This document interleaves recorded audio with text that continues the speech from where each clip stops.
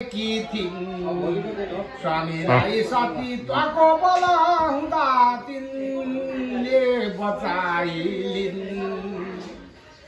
पतिव्रत्या गरेर पालन सबै पहिले भनेको जति पहिले कष्ट परे पनि पछि भए प्रख्यात ठुलो पति ती रानीहरूको समान तिमीमा के छैन राम्रो गुण कम्ती छेउ गुणशीलमा र रूपमा वस्तुमा लौ भना पर्छन् खुब ठुलाहरूकन पनि भन्ने विचारिकन राखी धैर्य बन्यौ भने तिमीहरू झै मिल्छ तिम्रो सुना सारालाई बितिसक्यो अब सुभे बाँकी छ महिना दिन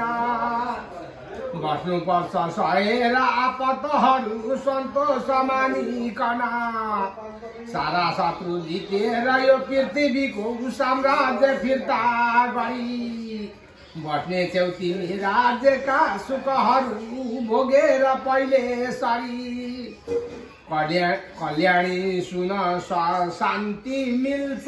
मनको सन्तोषले राम्ररी। कसले भनेको यो चाहिँ सावित्रीलाई भनेको सावित्रीलाई भनेको कल्याणी भनेको भने अहिले त्यो भन्ने मान्छेको नाम आएको छैन। ल सुनाउँदै इन्द्राणी इन्द्रप्रस्थ महा गएर बसुँला सानन्द हे सुन्दरी शिक्षा द्रौपदीले भनेको रहेछ।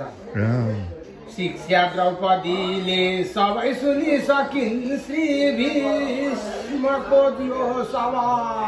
द्रौपदीलाई चाहिँ भीष्मले भनेको रहेछ